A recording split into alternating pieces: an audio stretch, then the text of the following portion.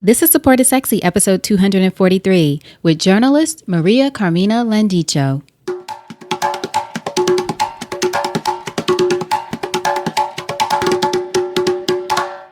Welcome to Support is Sexy. I'm your host, Elayne Fluker, entrepreneur, author, and founder of Chic Rebellion Media. 5 days a week, Monday through Friday, I interview inspiring women entrepreneurs who share their wins and their lessons to help you take your business and your life to the next level and create something sexy. Here we go.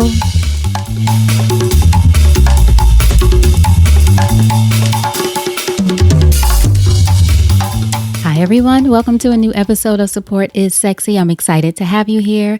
It just would not be the same without you. And today we are welcoming Maria-Karmina Landicho. And Maria is a journalist, an on-air talent, and she does tons of work behind the scenes, which you'll hear more about later, at a network called Myx TV. And Myx TV is a multicultural cable network that caters to Asian-Americans. So in this episode, Maria-Karmina talks about getting into the field of journalism, her journey from the Philippines, where she was born, to the States, sort of feeling like an outsider for a while, and really how she discovered that writing and journalism was her true passion. So she talks about journalism, how to get into the industry, the things you need to be aware of, the hard times that'll probably come your way if you're entering the field, but the importance of holding tight to your vision of whatever you want to create and be in this business. What you'll also learn from Maria-Karmina is the power of imagination and vision, her advice for breaking into journalism, faking it until you make it, why your journey may include some twists and turns, it always does, speaking your dream into existence, understanding the law of attraction, recognizing how powerful your words are. I always say, watch what you say, and the importance of having love in your life. So I know you're going to enjoy this conversation with Maria-Karmina. And if you want to find out more about her, the work she's doing, and Myx TV, go to supportissexypodcast.com and just search Maria-Karmina, Karmina. All right, so now, without further ado, Maria-Karmina Landicho. So Maria-Karmina, thank you so much for being here for an episode of Support is Sexy. I'm excited to chat with you.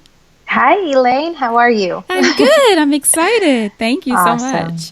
Yeah. So first question, when did you first fall in love with entrepreneurship? When I realized that I lived in America, and this is a country where you can literally do whatever your heart wants to, just as long as you set your mind to it. And that possibility of being so free to do whatever you wanted to, that's when I first fell in love with entrepreneurship. Was that something that you learned or observed growing up, or was it something that you learned later on, as you said, once you realized in this country you can make it happen? Right. That's actually good question. That's what I learned growing up, because my dad is very business savvy ever since. I mean, even when we lived in the Philippines, he owned his own business and he always wanted to be his own boss. And seeing that, I just feel like it's in my blood to be able to work that way. I have a harder time working under someone than being my boss and managing, a group of passionate women or passionate people. Now, were you born and raised in the Philippines? I was born in the Philippines, but it's funny because my dad was like, you have American blood anyways, because although I was born in the Philippines, he was working in America. And he was, kind of just sending us money. And then he came back and I guess made me my mom. And he's like, all the food I ate was American. Everything I breathed was American. So you have American blood. I kind of moved here when I was 3 anyway, so I can't remember much from the Philippines. So yeah. So what was a young Maria-Karmina like in the Philippines, but then too, once you got here to America? What were you like growing up? I was a free spirit. I've always been a free spirit from what I can remember. I never understood American society growing up because I was an immigrant. And I never understood the cliques. In elementary school, what you see during lunch are cliques of friends, people that hung around with each other. And even in high school, you have cliques who were either in the sports team or the theater team or the theater class. But I never really fell into that. So, did you feel like an outsider during that time, or did you feel more like... For sure. Okay. How did you deal with that? Sure. You know what? I didn't deal with it. I just went with it. Because going with the flow and dealing with something are two totally different things. So I never felt included in one specific genre or one specific clique. I would hang out with the theater class, but I would also have, like, some of my best friends were jocks in the football team. So I kind of just floated around. I was a social butterfly, and I still am till this day, I think. Were you in California at that time? Yeah, exactly. Okay. Yeah. So a little background of, just rewind, is I was born in the Philippines, and I stayed there till I was 3. I went to Nevada first when I first came to America, and that's where my aunt lived. But, you know, she lived in an apartment, so she couldn't hold me and my 3 other siblings and my 2 parents in that small apartment. So we ended up having to move to Southern California not too long after that, and that's where we kind of just stayed. Where do you feel like you found or did you find sort of your sense of self or sense of independence growing up? Do you feel like you found that as a young person in that environment where you sort of felt like you weren't in one particular group, or do you feel like you found it later on? Or are you like me and still finding it?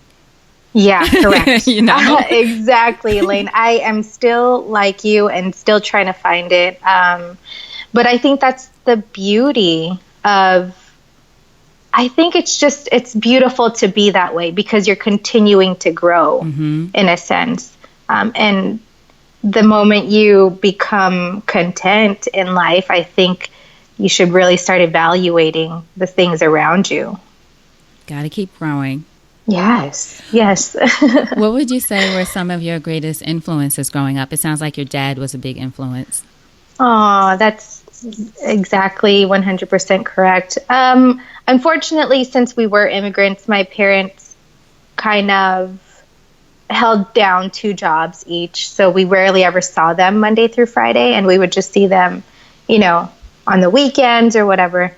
But oddly enough, my father was my best, and I still tell him this today. I always tell him, like, you were my first best friend and you were my first love. I felt so, like, he always made me feel like no matter how left out I was at school, that I was always, no matter what I thought or what I was interested in, he would always nurture that and be like, oh, that's awesome. It's just like, he's been amazing. My dad's the best. One of the things that I read is that your dad taught you is that the world is basically what you make it. It's in summary, from what I read about it. He taught you the world is what you make it, and you believe it all starts with vision. And I also saw that you said that you never had it, but you could see it, as far as, how you grew up. And like you said, you guys moved around and that kind of thing. So I was curious, what do you feel, or what role do you feel vision has played in your overall success? A huge role. I think it's in retrospect, I think envisioning things for yourself is the ultimate success factor. Because if you can't envision something, if you can't vision it for yourself, then how are you going to proceed in whatever you're trying to do? The first step is really just to close your eyes, and whatever it is that you want to do, picture it in your mind and really feel it through your body and soul and believe that it's possible. And that's what visionaries do. And that's what envisioning your dreams is about, I think. It really is. I know I've seen you write about the importance of tapping into your imagination in order to help you get into sort of that space of having that vision. It's almost like you said, you have to feel it in your body and be able to embody it. But how do people What do you think has been your experience and how people can do that when the thing might seem impossible at the time? I'm just going to be real with you. I have a hard time telling people that they kind of need to break through whatever barriers or whatever is holding them back. Because at the end of the day, if you can't believe it in yourself and if you can't envision it in yourself, then the world out there, the people around you who are competing against you are so much harder than you will be. So if you can't believe in yourself, then how do you expect to succeed? You know what I mean? So it's almost like like you said the dream is too big, but also I think it's maybe it's also that the person needs to build themselves up more. Correct. Make themselves feel bigger, right? Because sometimes we feel, I've had moments like that where the dream does feel too big or overwhelming, but then like you said, you sort of have to find it in yourself to believe that it's possible. It's all about possibilities, right? Yeah. Like really reel yourself back in. And like you just said, think about what is possible. And that's what you should take the first step into. And maybe that first step will lead you into, your next goals and the biggest dream or success that you have. Now, you were like me growing up. I know you loved to write and telling people stories. I saw that you used to interview people when you were younger. And did you say that you used to type on a typewriter? I feel like you're too young to know what a typewriter is. But you know what? There's two things here. People think I'm so young that I literally still get carded when I go wonderful. to like Vegas. I know, it's a beautiful thing. I think it's the Asian blood in me. Right. But another thing is, I actually took my parents' typewriter and they treasured that thing because they paid, at that time, it was worth a lot. So they hid it under their bed away from everybody else, and I found it.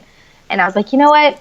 Let me just start writing stories. And then I went to my next door neighbor. I was like, so what did you do today? Right. Oh my gosh. Yeah. Yes, I did. It's one of my dreams actually to buy a typewriter, like a vintage typewriter. Yes. Now, what did you love about the writing, and then first, what did you love about the writing? What did I love about the writing? I think what I loved about the writing was the fact that you can really tell someone's story that the world wouldn't have known of if you weren't the vessel to write it. And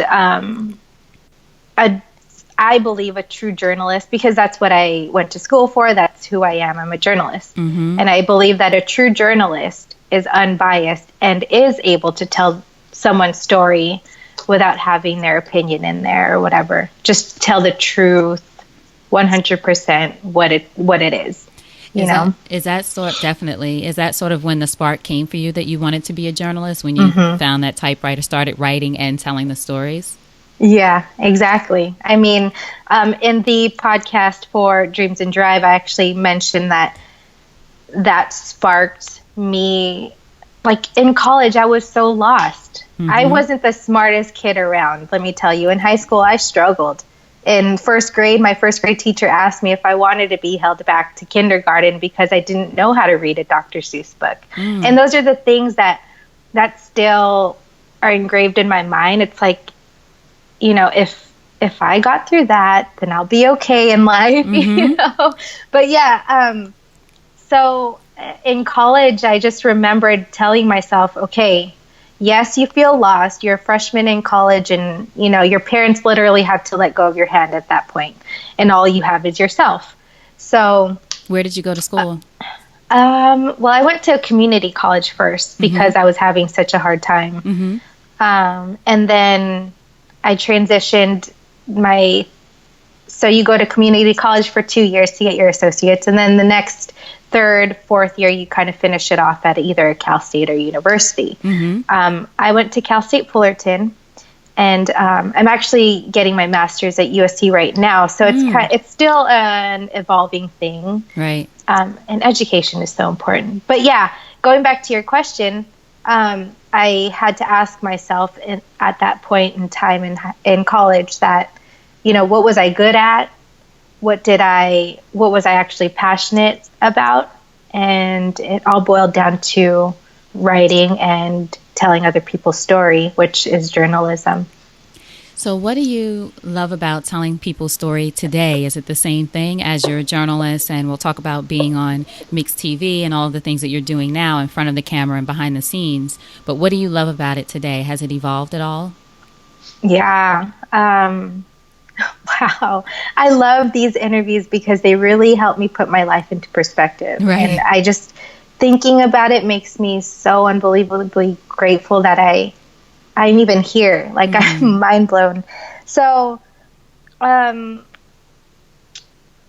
journalism has opened up not only like my ability to travel the world doing that, writing stories, telling people stories, but it's also helped me connect with other people in the industry. Mm-hmm. So the first step was I did backpack journalism work in Cambodia. And we were the first people to report on, them overcoming their recent genocide. And we helped place a medical mission that provided the first prosthesis to amputees. And having done that as my first journalism, like real raw journalism project, it's definitely molded me into becoming a well-rounded journalist today. So I've also written for music, for, I don't know if you know Sway from Sway's Universe, or like Sway in the Morning. Yeah. Mm-hmm. Used to be on MTV. Yeah. Right. And he's also what Kanye says. Right. Like, How Sway. Sway. Yeah. How Sway. Yeah. Exactly. I have that shirt. That's funny. Yeah, we got it while working with him. Mm-hmm. Anyways, so yeah, I used to work with him. I mean, we're still great friends, and the industry, as bad as people make it out to be, I feel like journalists have each other's back, and we understand that that people are tough out there, and we really can only depend on one another. So, like you said, people, journalists have each other's back, but the industry is tough. So I want to ask you, how, Maria-Karmina? How did you get into the industry? How did you make it happen? I know that's what people who are, especially, people who might be listening, women who are in college or making a transition or who want to get into the industry. And I know as an Asian woman, it's not always easy to tell people we deserve to be on television too, or in front of the camera and seen, right? That's what it's really about, being seen. So what was that part of your journey like, that first step in making this all happen? Well, so being an Asian American in the media industry is already hard. Mm-hmm. I am half, but people only associate me as being Asian because of the fact that I look Asian. Even when when I first came out to Los Angeles, I couldn't get a job on camera as an Asian American woman. And I truly believe it was because I was Asian American. And at that time, they were only looking for either very Hispanic-looking women or very Caucasian-looking women, blonde hair, blue eyes. So I would start applying to do extra work, like commercial background. And they would, like when you go into the castings, you look around and you see very Asian women. Like they literally only look for one thing, and if you don't fit it, then you're out, which I've seen actually the industry evolve a little bit, and it's a beautiful thing. Now we have shows like Fresh Off the Boat where they won't allow like Caucasian to be the front runners of the television show. Because of the whole Hollywood whitewashing. But that's besides the point. I mean, my first advice to anybody trying to get in the industry is, again, to just believe in yourself. When I tell my story, I always say that there has always been a fire in me. And I truly believe that without that fire, I would not be here today, because of all of the negative things I hear. They tell you in journalism you have to build a thick skin, especially in broadcast journalism, because you have to look perfect. otherwise the whole world is judging you. You know, you have to speak perfectly, otherwise the whole world is judging you. And you have to have your facts correct, otherwise the whole world is judging you. And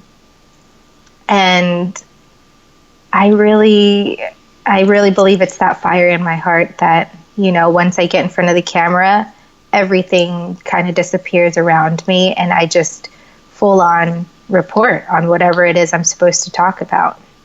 So what was your first step in, for example, in getting the opportunity to go, like you said, backpack journalism in Cambodia? What was that? Was that a program right out of school, or was that a company where you applied to work with them? Well, two things. Yeah, it was a company where we had to apply to be able to get approved to get into the Kingdom of Cambodia. We went with a medical mission team, and it was a team of full doctors who had license to be allowed into Cambodia. Cambodia is a blacklisted country, so they had to do full like background checks. You have to have, you know, experience. You have to, there's just a lot of lists that it's a checklist that you kind of have to pass in order to be able to get inside.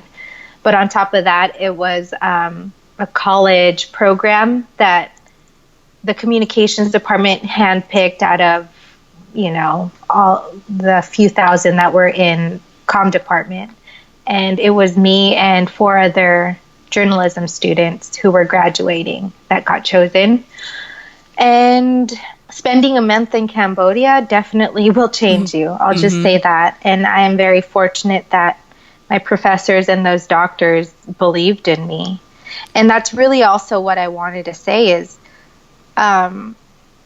you know, yeah, it's great to believe in yourself. But all it will take is one person to believe in you for your career to really just, you know, go full force. And I think that helped me out a lot. Who were the people that you would say sort of helped you along the way? Were there any important people that helped you move forward in your career? Or even if not move forward in your career, who kept you motivated during that time? Yeah. Elayne, there's actually 2 very important people that I have, 3 very important people that I would like to thank. And they're still in my life today, and I'm so fortunate to be able to call them my friends because I believe that in anything you do, especially in entrepreneurship, you should probably think about the support system around you. Because when all else fails, they will be the ones to pick you up, you know, when you're down and be like, it'll be okay. So I want to thank my friend Bruna Nessif, who she used to write for E! News, and she is another form of an entrepreneur who really just took a leap of faith, and she left that very comfortable job, paid her very well, to pursue her blogging career. And now she's really monetizing off of blogging when she was a very structured girl and she promised herself to never take that risk to leave E! And she did.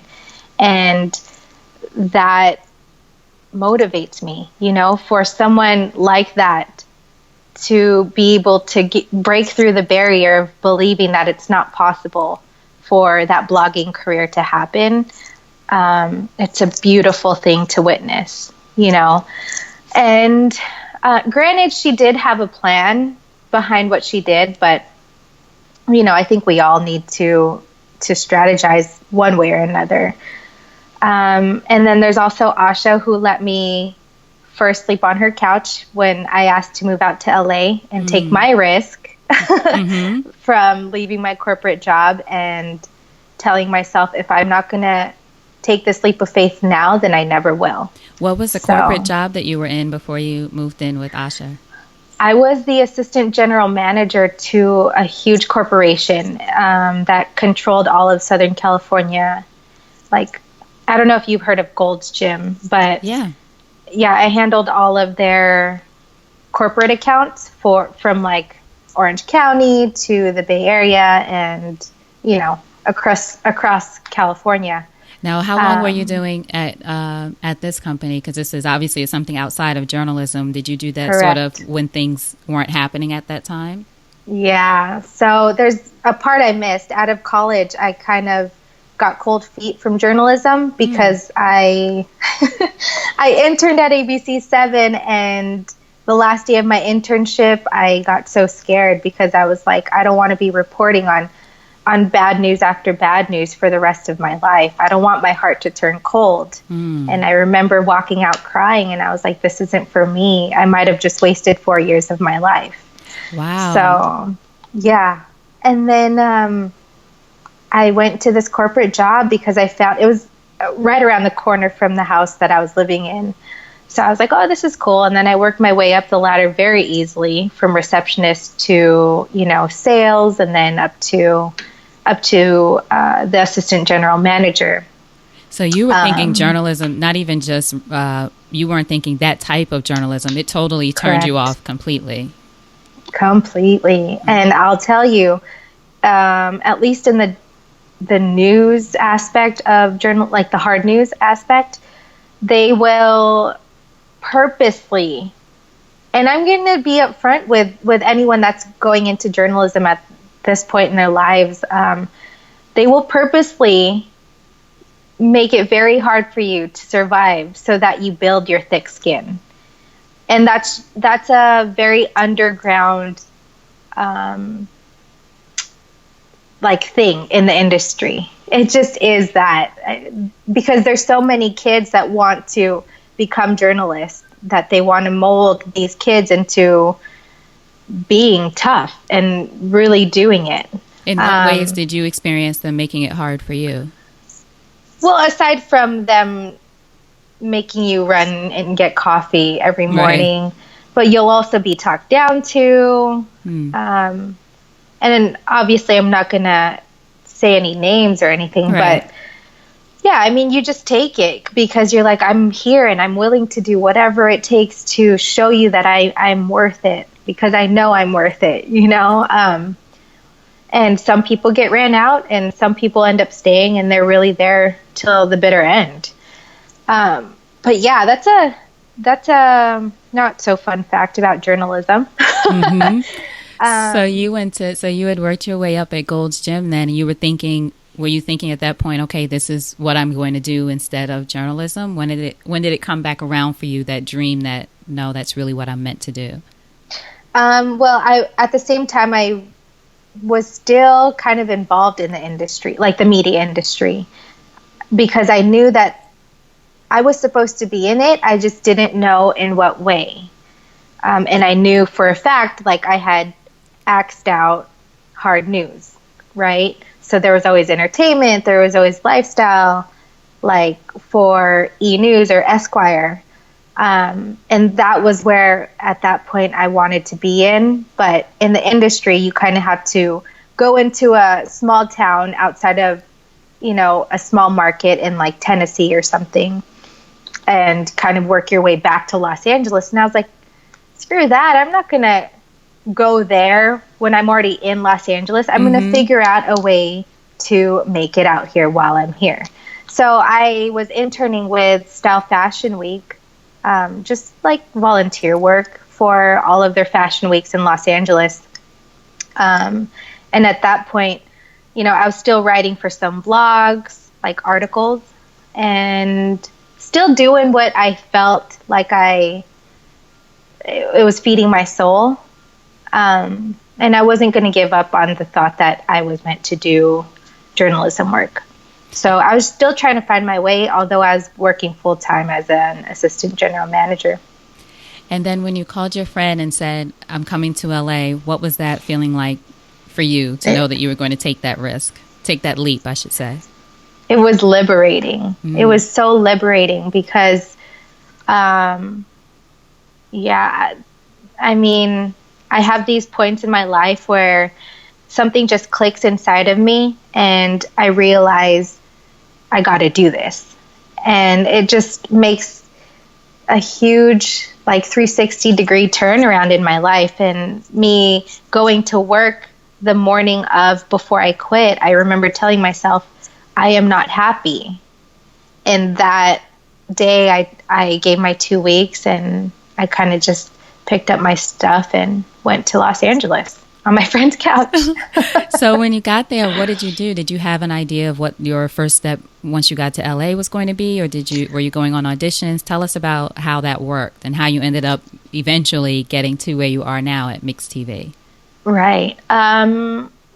Weird thing is that I didn't really have a strategy, but I think this is just how I am. I like to pick up while I'm running. Like, I'll have a goal set in mind, and then I'll have little points of, okay, this is what I want to do, and then this is how I want to do it. But aside from a full plan, like every day, this is my goal, and next month, this is my goal. No, I didn't have that. I just told myself, hey, Asha, I'm going to live on your couch, or is it okay if I lived on your couch for 3 to 6 months, give you $100 a month, and then I'll audition to make ends meet for myself for these commercial gigs, but at the same time also apply to, actual cable networks. So at that time, I was actually picking up a few commercial gigs, very few though. So I was living off of stale bread, and Asha would be kind enough to share her meals with me sometimes, but I finally picked up my first cable network gig at, now it's Spectrum Sportsnet, but before it was Time Warner Cable Sportsnet. And we handle all of the Lakers, all of the Dodgers television content.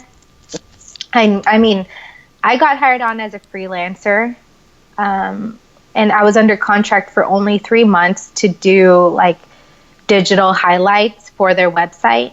For like the games, I would cut up the videos and then fix the website. And I didn't at that time know how to do any of it. I was going to say, how did you learn how to do that? You sort of learned it. I can do it, right? Yeah, exactly. Well, they say fake it till you make it, right? At least in my industry, that's what they say. And I really faked it till I made it. And I told the guys, like, yeah, I know HTML. I know how to edit video. And when I got put to the test, I was like frozen on my computer, and I was looking at the guy next to me like, how do you do this? Lucky enough, he was kind enough to be like, okay, kind of teach me the ropes. And after my contract was up, I think, well, from the recruiter's standpoint, he was like, you've had such positive attitude that we want to extend your contract for another year. And yeah, I was the only girl in that department, the digital department. So it was kind of crazy that I was the only one that got extended their contract. And then I got promoted at Sportsnet. And finally, when I was like, I don't want to do sports forever. This isn't like, I kind of just want to be on camera. I want to be talent. I want people to know my face in their household. And that's also something that I want to point out is, although I knew I wanted to do journalism, my specific niche that in my heart I wanted to do was be on camera as well. So I put 2 and 2 together, and fast forward to a couple of years at Time Warner Cable Sportsnet, I found this beautiful multicultural cable network that caters to Asian-Americans. Like East Indians, Koreans, Filipino Americans, just all of the above, aside from what you see on, your average network. And they were like, yeah, we'll hire you as social media, and you can also do a lot of other things. And my general manager was like, are you down for that? I was like, yeah, of course. Because I already knew in my head, hey, man, I'm going to work my way into your television network. Right, you already had a vision. Now, the station that you're talking about is Myx MYX, right? TV. Correct, MYX TV. Is it only in California, or is it available everywhere? It's available everywhere. We actually began as like an MTV type in the Philippines. So it's weird how things come full circle, because I never knew about Myx TV, but apparently they're huge in the motherland where I'm from. And yeah, when I first heard about it here in Los Angeles, I was like, I've never heard of Myx TV, but whatever, I'll do it because it's my foot in the door. Did they come and then, to you, or did you find them? Did someone see you on the sports channel, or how did you come across them? Well, I was going through an agency at the moment, or at that time, but also I heard that they were already poaching me somehow because they saw me on.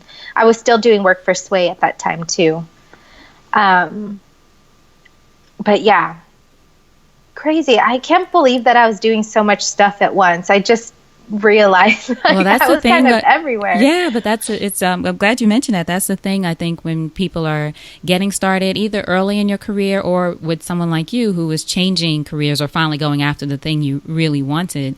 Sometimes you have to do multiple things but have your vision, going back to vision, right? Or have your sight set on the ultimate thing you want to do, but it may take you through all kinds of twists and turns on the path. I always say the path is never straight. It's like around and up and over and under and, Oh, amen. Elayne. Right? Yeah. You just never know.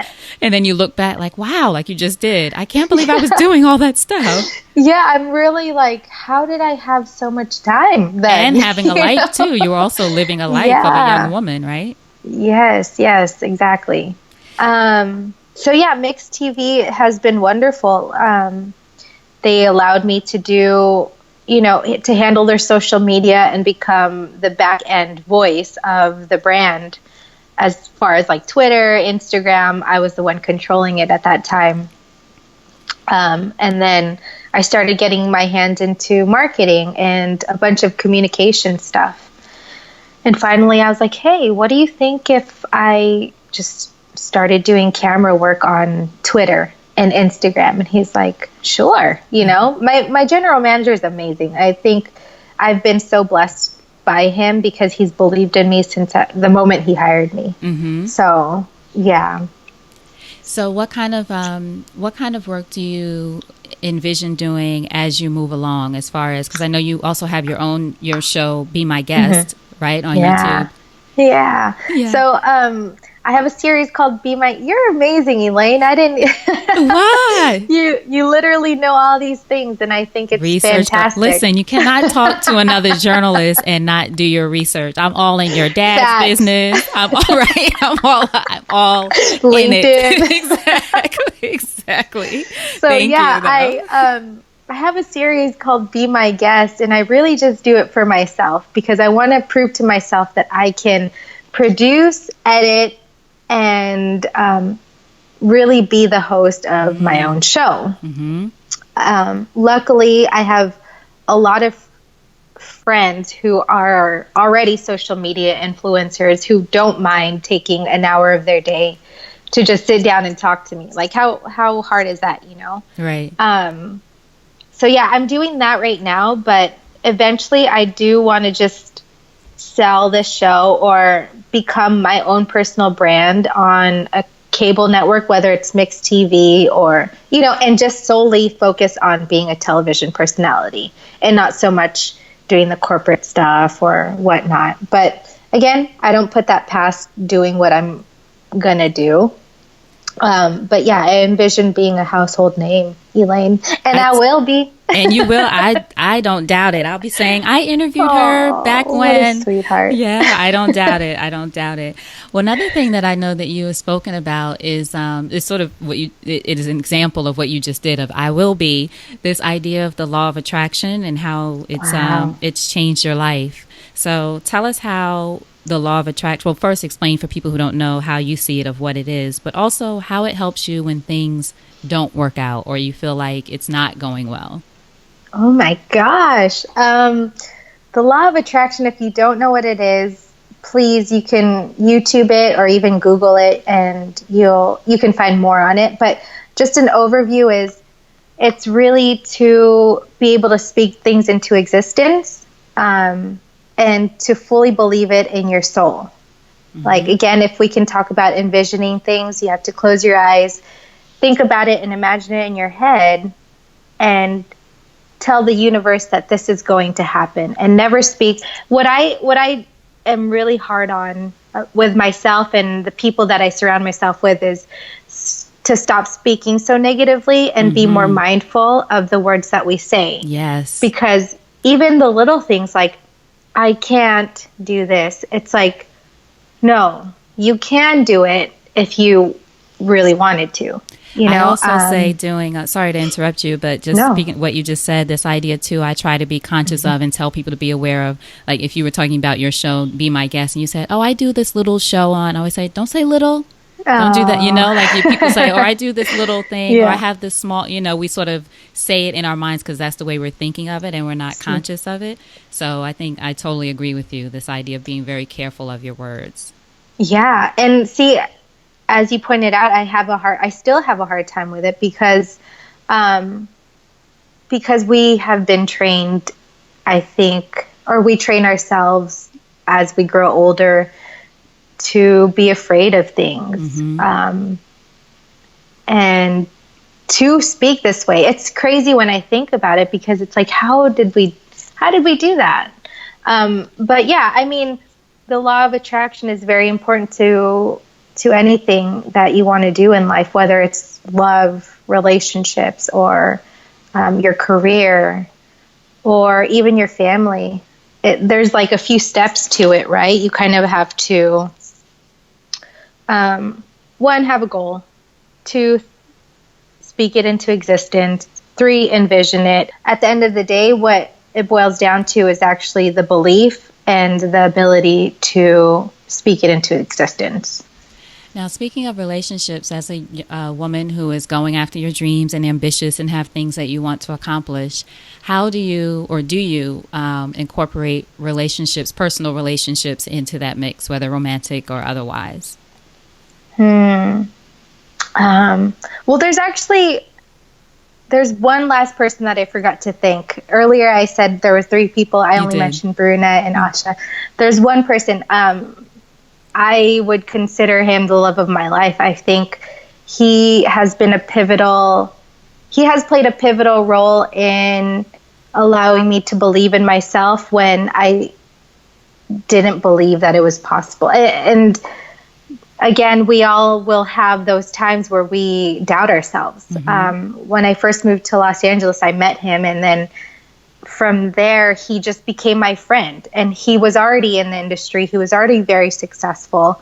So he knew the ropes, but he never told me how to do it. He would just be there when things would happen to explain, like, okay, it'll be okay. And maybe you should think about doing these other things. So like I said, I think it's very important, whether it is a love relationship or a friendship, to have a very supportive surrounding. But yeah, for love relationships, I think love is my biggest motivator, and it's the reason why I have pushed through so many things in my life. Now, you said this person is the love of your life. Is this a relationship that you're in now? Correct. But it's more like a friendship love of my life. Oh, okay. I love it. Yeah, it's a beautiful thing to have that. You don't have to be fully romantic with someone to consider them the love of your life. He's my soulmate. He understands me when I'm quiet. He understands, the struggles that I've went through in the past that, may be the reason to why I'm holding myself back in my career now. So yeah, it's so important to have love in your life. I think we focus so much on career and finance and how do I get more money? But it's like, this is always what I think about too, is like when we're 80 and 85, what are we really going to treasure? When we're sitting in our wheelchair and we can't really move much, by the way, I use this metaphor because I used to do some volunteer work at a retirement home.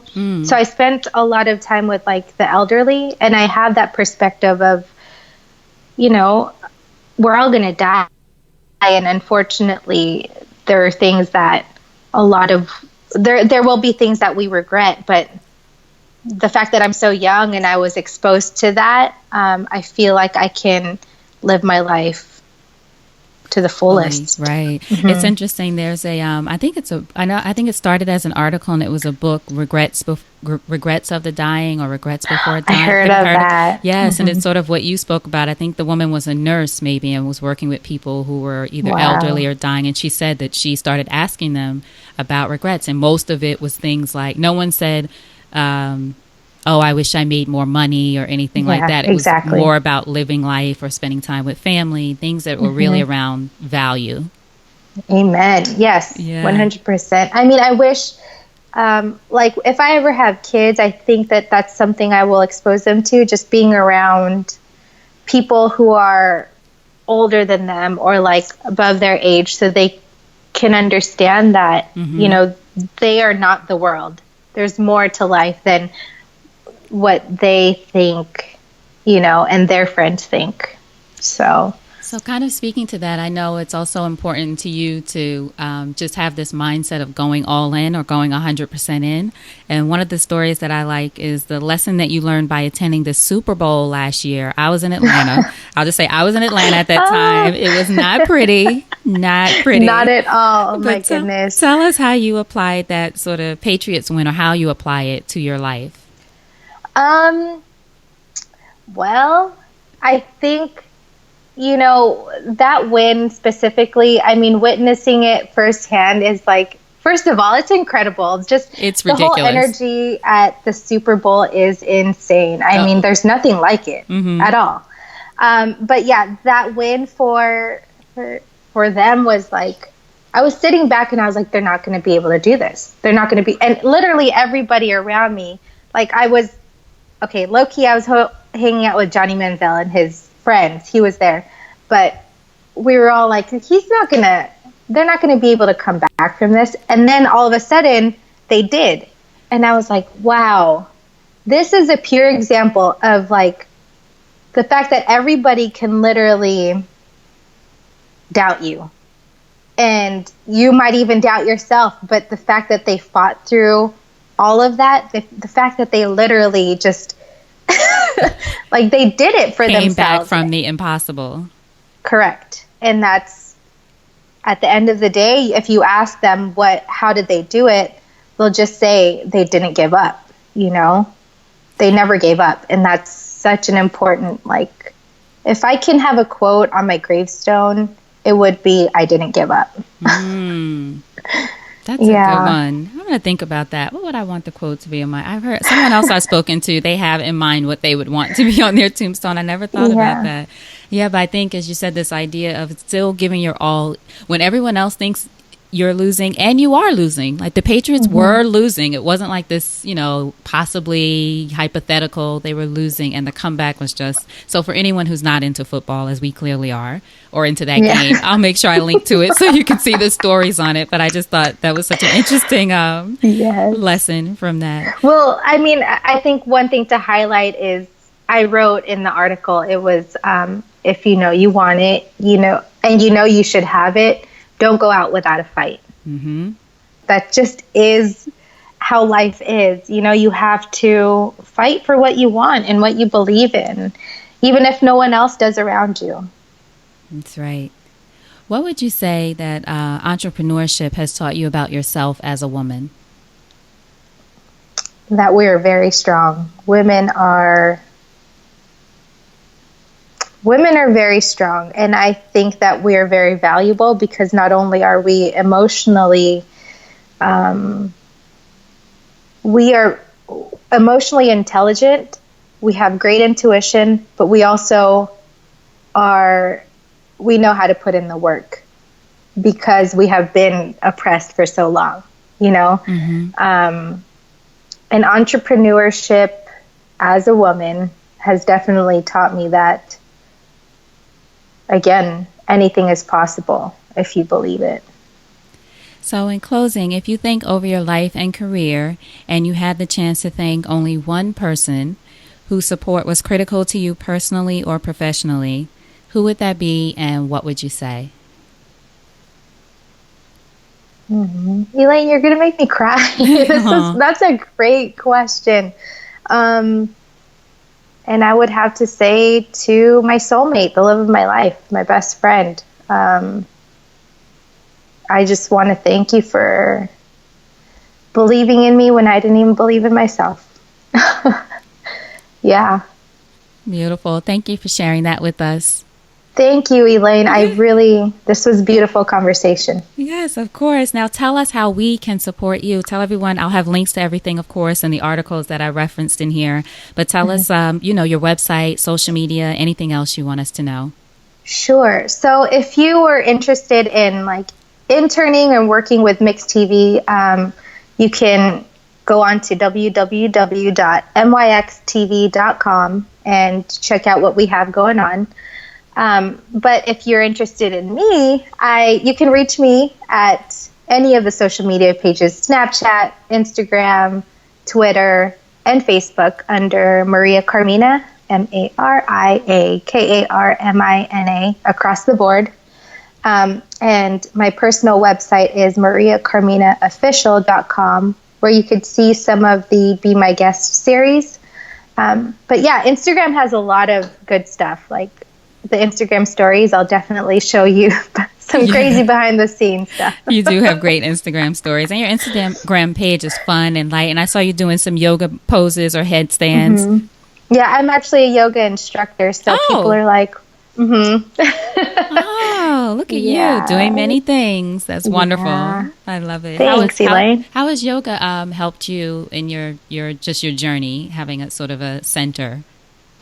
Exactly. As you just said, it helps me keep balanced and centered with a life that really is spontaneous and kind of all over the place. Mm-hmm. Yoga and meditation within yoga and living that holistic life. It makes you believe that there's more, there's like a higher power, and you can really control your body and your thoughts. Absolutely. So. Maria-Karmina, such a great conversation. Thank you so much for being here. Thank you for your time, Elayne. I think what you're doing is wonderful, so thank you. Absolutely. Thank you. Now, before you go, what's a parting piece of advice from you to our listeners about anything? That I believe in you. If you're listening to this podcast and you are hanging out with Elayne, you are meant for something more. And do not settle. That's my only, if I can beg and plead for anybody to not do, is don't settle. Because we only have one life. And I will tell you, you don't want to settle when you're 85 years old. That's right. Maria-Karmina, thank you. Hold on just a second. Sure. All right. I hope you enjoyed that conversation with Maria-Karmina. And you can go to supportissexypodcast.com. Just go to the search icon at the top and search Maria-Karmina. That's Karmina. And her show notes page will pop up there with all of the resources and links and articles that we mentioned and books that we mentioned within this episode. Maria-Karmina.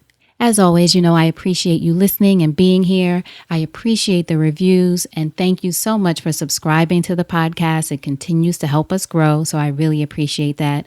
And thank you to all of you who share episodes or what you're doing and what you're getting from the podcast on social media. That helps as well. So I truly appreciate that. If you love it, share it. Tell me what you're doing. Tell me what you're up to. Tag me at Elayne Fluker or at Support is Sexy for the podcast. This way I can retweet and celebrate you and all that you're creating. So thank you so much. Please continue to subscribe. Continue to share with friends. Make sure you're on our email list so I can send you information about episodes. I know we all get busy. Sometimes you might miss an episode here and there. So you'll be on our email list. This way you don't miss a thing. I don't send out tons of emails. In fact, just one or so a week. This way, make sure you stay in touch. All right. So I truly appreciate everything that you guys are doing to support me. Support is sexy. So I love it. So until next time, you know what to do. Go out there and create something sexy. And I'll talk to you soon. Take care.